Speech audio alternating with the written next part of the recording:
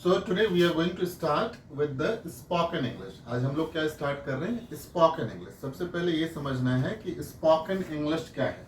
हम इंग्लिश जो सीखेंगे वो इंग्लिश बोलने वाला इंग्लिश सीखेंगे। हम इंग्लिश नहीं सीखेंगे, हम इंग्लिश बोलने वाला सीखेंगे। तो हम लोगों ने over the period of time क्या किया है, हमने कुछ सिलेबस फिनिश किया है, राइट। तो सबसे पहले हमारे मन में ये चलता रहता है कि हमने जो पढ़ा है वो क्या पढ़ा है और हमने जो पढ़ाई किया वो सफिशिएंट है कि नहीं, इंग्लिश बोलने के लिए वो सफिशिएंट है कि नहीं। तो हमने पूरे ग्रामर कितने चैप्टर में पढ़ा है? 7 चैप्टर में पढ़ा है, राइट। जो पहला चैप्टर है हमने क्या पढ़ा है आपको? What is grammar. ये मीन्स ग्रामर क्या है। तो हमने ग्रामर में क्या पढ़ा है, क्या क्या पढ़ा है? Orthography, etymology, syntax, punctuation, prosody, right. Means grammar क्या है और ग्रामर क्यों पढ़ना है। तो उसमें हमने क्या पढ़ा? अल्फाबेट्स क्या है, वर्ड्स क्या है, सेंटेंस क्या है, पंक्चुएशन, साइन ऑफ मार्क क्या है, राइट। और फिर हम stanza, paragraph, sort of story, ये ग्रामर है, राइट। पहला चैप्टर था। दूसरा चैप्टर क्या है? Parts of speech. Parts of speech का अर्थ क्या हो गया? स्पीच यानी बोलने का जो हिस्सा होता है उसे क्या कहते हैं? पार्ट्स ऑफ स्पीच कहते हैं। तो पार्ट्स ऑफ स्पीच क्या है? Words are divided into different parts according to their uses is called parts of speech. Means शब्दों को अलग अलग भागों में बांटा गया है, उसके प्रयोग के अनुसार उसे क्या कहते हैं? पार्ट्स ऑफ स्पीच कहते हैं। तो हम लोगों ने पार्ट्स ऑफ स्पीच के 8 प्रकार पढ़े हैं, राइट। 8 प्रकार के पार्ट्स ऑफ स्पीच होते हैं। Noun, pronoun, adjective, verb, adverb, preposition, conjunction और इंटरजेक्शन, राइट। और इसके हमने कुछ कुछ डेफिनेशन और एक्सरसाइज किए। तो पहला चैप्टर हो गया, दूसरा चैप्टर हो गया। तीसरा चैप्टर हमने पढ़ा है पर्सनल प्रोनाउन। अब पर्सनल प्रोनाउन में हम क्या पढ़ते हैं? First person, second person, third person. तो थर्ड चैप्टर में क्या है? First person, second person, third person. तो फर्स्ट पर्सन किसे कहते हैं? बोलने वाले को फर्स्ट पर्सन कहते हैं, सुनने वाले को सेकंड पर्सन कहते हैं, और जिसके बारे में हम बात करते हैं उसे क्या कहते हैं? थर्ड पर्सन कहते हैं, राइट। मीन्स फर्स्ट पर्सन में क्या होता है? आई, वी। सेकंड पर्सन में क्या होता है? You, your. थर्ड पर्सन में क्या होता है? he, she, it, this, that, name, they, those, these, right. पहला चैप्टर हो गया, दूसरा चैप्टर हो गया, तीसरा चैप्टर हो गया। चौथा क्या था? नंबर। नंबर में हम लोगों ने क्या पढ़ा है? सिंगुलर नंबर और प्लूरल नंबर। मीन्स एक वचन और बहुवचन। सिंगुलर नंबर को एक वचन कहते हैं, प्लूरल नंबर को बहुवचन कहते हैं। अब ये एक वचन और बहुवचन क्या है? Single means single, only and only one, उसे क्या कहते हैं? सिंगुलर नंबर कहते हैं। और प्लूरल नंबर किसे कहते हैं? मोर देन वन, एक से ज्यादा कुछ भी हो सकता है, 1, 2, 3, 4, 5, बट एक से ज्यादा होना चाहिए। 2 भी होना चाहिए, 200 भी होना चाहिए, 2000 भी होना चाहिए। अगर एक है तो सिंगल है और एक से ज्यादा है तो प्लूरल है। क्लियर हो गया? अब सिंगुलर और प्लूरल और पर्सन का हमने चार्ट बनाया है, right. First person, second person, third person, singular number, plural number का हमने चार्ट बनाया।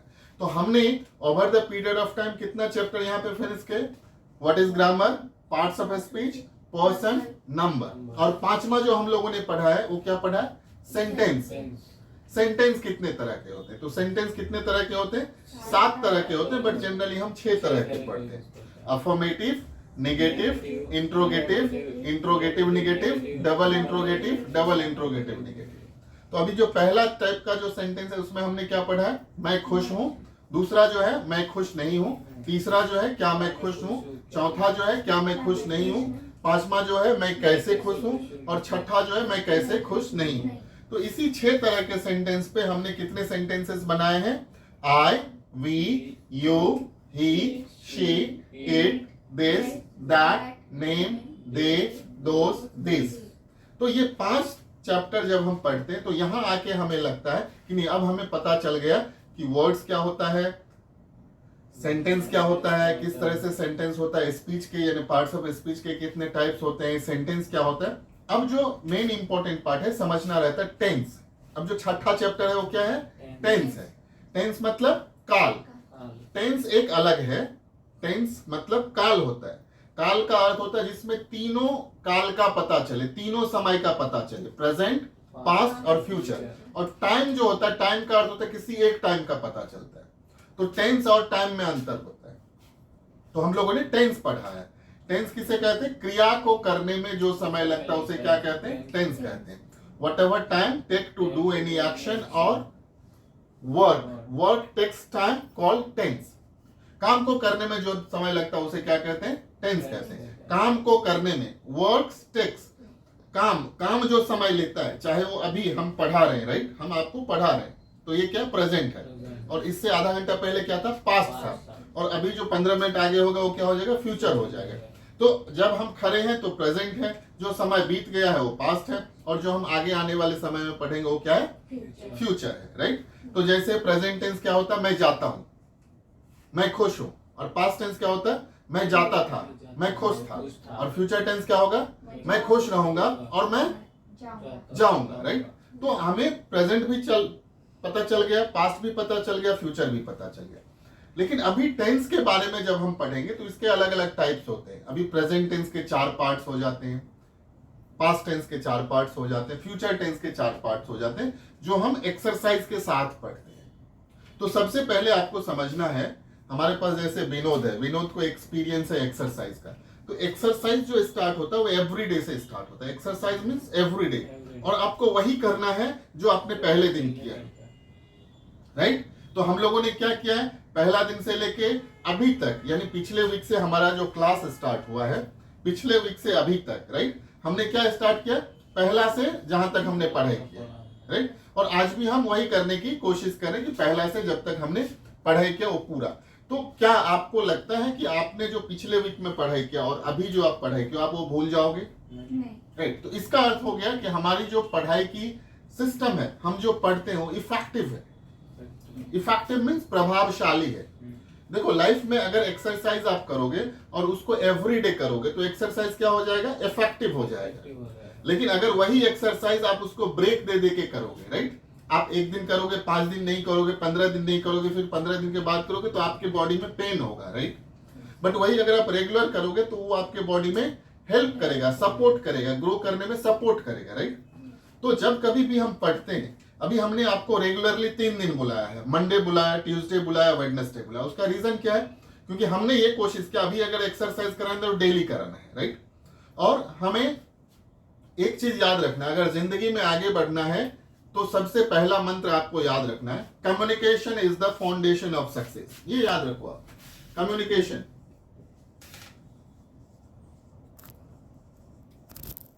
कम्युनिकेशन इज द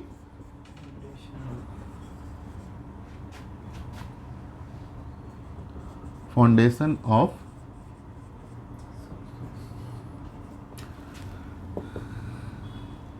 देखो, कम्युनिकेशन मतलब बातचीत, फाउंडेशन मतलब उसका जो जड़ होता है वो क्या है? सक्सेस का। देखो, हमें बचपन से पता है, हमें बचपन से बोलना आता, हम 2, 2.5 साल, 3 साल, 4 साल में बोलने लगते हैं, राइट।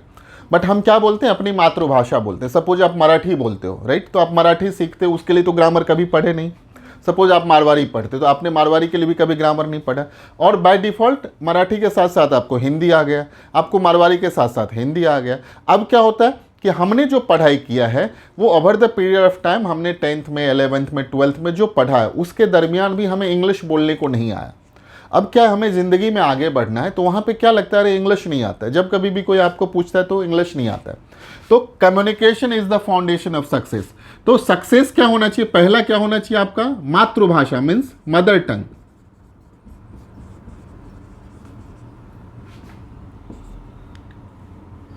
इसको बोलते हैं मातृभाषा। और दूसरा क्या आना चाहिए? नेशनल टंग मीन्स राष्ट्रीय भाषा, नेशनल लैंग्वेज।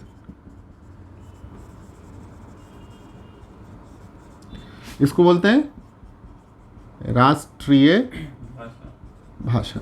और तीसरा जो है उसको बोलते हैं इंटरनेशनल लैंग्वेज।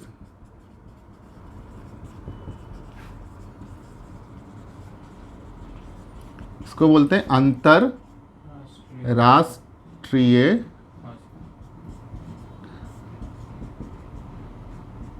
भाषा।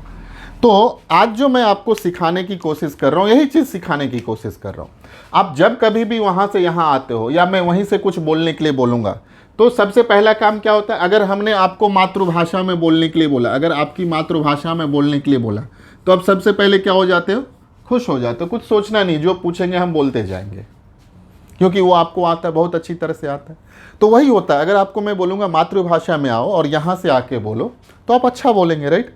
लेकिन अगर इसी भाषा में आपने पढ़ाई किया होता था, आपने जो 10th 11th 12th किया होता था, तो आप ज़िंदगी में और आगे बढ़ जाते थे, क्योंकि आपको कहीं पे लैंग्वेज का प्रॉब्लम नहीं आता था। जो हमारे इंडिया में लैंग्वेज का प्रॉब्लम है, हमारे इंडिया में 22 कॉन्स्टिट्यूशनल लैंग्वेज है, राइट, जो अलग अलग स्टेट का, अलग अलग प्रदेश का अलग अलग भाषा है, और हर एक 50-100 किलोमीटर में भाषा चेंज होगी। 1665 प्लस तो हम लोग डायलेक्ट्स बोलते हैं, अलग अलग स्लैंग बोलते हैं, राइट। तो अब हो क्या रहा है, जो यहाँ से अमेरिका में है वो कौन सी भाषा बोलता है? इंग्लिश बोलता है। तो उसका बचपन यानी उसका मातृभाषा भी क्या था? इंग्लिश। पढ़ने का भी भाषा क्या था? इंग्लिश। तो उसको कभी भी लैंग्वेज का प्रॉब्लम नहीं आया। अब हमारे साथ क्या होता है, हमने बचपन में क्या कुछ कुछ पढ़ा मातृभाषा में, मतलब आपने कुछ मारवाड़ी में पढ़ लिया, इसने कुछ मराठी में पढ़ लिया, तो कुछ तकलीफ नहीं। कुछ आगे बढ़े तो ऐसा हो गया कि आपको हिंदी भी पढ़ना है, राइट। अब हिंदी क्या है? हमारा राष्ट्रीय भाषा है, राइट। अब जैसे ही 8, 9, 10 तक गए, 6 स्टैंडर्ड में आप अगर अपने हिंदी मीडियम से भी पढ़ते हो तो इंग्लिश स्टार्ट हो जाता है। फिर क्या लगने लगता है? हमें इंग्लिश टफ लगने लगता है। क्या लगने लगता है? हमें इंग्लिश टफ लगने लगता है। क्यों टफ लगने लगता है? क्योंकि मदर टंग के लिए तो ना तो हमने कभी ग्रामर पढ़ा, ना कभी ट्रांसलेशन पढ़ा, मदर टंग तो आ गया, और अभी नेशनल टंग के लिए वो ऑटोमेटिक आ गया। अब प्रॉब्लम कहाँ है? अगर आपको ज़िंदगी में आगे बढ़ना, तो कहा क्या गया है कि आपका कम्युनिकेशन क्या है? फाउंडेशन ऑफ सक्सेस है। मीन्स एक इंटरनेशनल भाषा, एक इंटरनेशनल लैंग्वेज आपको आना चाहिए। फॉर एग्जाम्पल, अभी आप बाहर जाने वाले हो, तो जब आप वहाँ जाओगे, मारवाड़ी बोलोगे, किसी को समझ में नहीं आएगा। आप हिंदी बोलोगे, अगर वो हिंदुस्तान का नहीं तो समझ में नहीं आएगा। तो आपको क्या बोलना है? International language. क्या बोलना है? इंग्लिश बोलना है। अब देखिए, इंटरनेशनल लैंग्वेज भी बहुत सारे। अब हमें इंग्लिश ही क्यों बोलना है? बिकॉज हमारे इंडिया में इंग्लिश जो है, you can consider as a second language. Means आप बोल सकते हैं, हमारे पढ़ाई का एक हिस्सा रहा है। हम 8, 9, 10, 11, 12, 6, 7 में हमें इंग्लिश पढ़ाया जाता है। सिर्फ प्रॉब्लम क्या होता है, हमें इंग्लिश उस तरह से समझ में नहीं आता है, हम इंग्लिश बोल नहीं पाते। तो हमने क्या किया है, आपके समझाने के तरीकों को कंप्लीटली सिंप्लीफाई कर दिया। मीन्स ग्रामर इतना ही पढ़ना चाहिए। प्रॉब्लम क्या है कि अगर हमें इंग्लिश सीखना है तो सबसे पहले हम कंफ्यूज कहाँ रहते हैं, हमें क्या पढ़ना है, राइट। हमारी सिलेबस क्या है, यानी कहाँ से कहाँ तक पढ़ना है। For example A to Z, हम जब लिखते हैं A से Z तक लिखते हैं, तो हम क्या लिखते हैं? ABCDEFGHIJKLMNOPQRSTUVWXYZ। तो हमें पता नहीं, अगर अल्फ़ाबेट्स हमें पढ़ना है तो A से Z तक हमें पता है। अब हमें ये इंग्लिश में पता नहीं चलता कि हमें पढ़ना क्या है, कितना सिलेबस पढ़ना है। तो हमें क्या लगता रहता है, होगा कैसे? तो हमने क्या बोला, आपको इंग्लिश ग्रामर में सिर्फ कितने? 7 चैप्टर पढ़ने। 6 तो हमने बता ही दिया। पहला क्या है? What is grammar. दूसरा क्या है? Parts of speech. तीसरा क्या है? Portion and number. चौथा क्या है? नंबर। पांचवा क्या है? Sentence, right. छठा क्या है? Tense, right. अब टेंस हम समझ गए। अब सातवां क्या है? हम इसको मेडिटेशनल वे से सीखेंगे। अब हमने 6 के बाद 7वें सब्जेक्ट में, 6 के बाद जो 7वां, इससे हमने क्या पढ़ा है? Am, is, are. अब एम, इज, आर टेक्निकली हमें पता है प्रेजेंट में लगता है। Was, were, right. Shall be, will be. Had और shall have and will have. तो आपने जो पढ़ा है, तो टेक्निकली होता क्या था, जो हम बचपन से पढ़ते आते हो हम भूल जाते हैं। 1, 2, 3, 4, 5, 6। अब अगर हमारे टंग में ये फिट है, हमारे टंग में क्या फिट है? Am, is, are, was, were, shall be, will be, right. Has, have, had, shall have, will have. तो ये जो हमने पढ़ा, ये हम कभी गलत नहीं बोलेंगे। फॉर एग्जाम्पल, मैं खुश हूं तो मैं बोलूंगा आई एम हैप्पी। मैं खुश था तो क्या बोलूंगा? I was happy. मैं खुश रहूंगा, आई शैल बी हैप्पी। मेरे पास एक पेन है तो I have a pen, right. मेरे पास एक पेन था तो आई हैड अ पेन। मेरे पास एक पेन होगा, I shall have a pen. For example बता रहा हूँ, राइट। अब इससे तो इंग्लिश आ नहीं जाएगा, लेकिन इंग्लिश भी इसी से आएगा। क्यों? अगर हमें एम, इज, आर, वाज, वर नहीं पता रहेगा तो हम तो गलत बोलेंगे। तो हमारा जो पर्पस है सिखाने का, क्या सिखाने का है? मातृभाषा, राष्ट्रीय भाषा और इंटरनेशनल इंग्लिश लैंग्वेज। अब ये हमेशा क्वेश्चन रहा कि इंग्लिश में ये 7 चैप्टर के बाद ग्रामर फिनिश। ग्रामर क्या हो गया, राइट। अब क्या हो गया? ग्रामर फिनिश हो गया। हमें बहुत ग्रामर के डेप्थ में नहीं जाना। अगर आपको ग्रामर पढ़ना है तो बचपन से लेके आप 9, 10, 11, 12 ग्रेजुएशन, मास्टर्स, PhD जितना करना है करो। लेकिन आप क्या करने आए हो? आप इंग्लिश बोलने के लिए आए हो। तो इंग्लिश बोलने के लिए हमें क्या करना है? हमने जो इतने साल से पढ़ाया है, for the last 20 plus years से जो हमने हजारों को बोलना सिखाया, हमने ये पाया है कि इंग्लिश बोलने के लिए आपका सबसे पहले एक विल पावर होना चाहिए।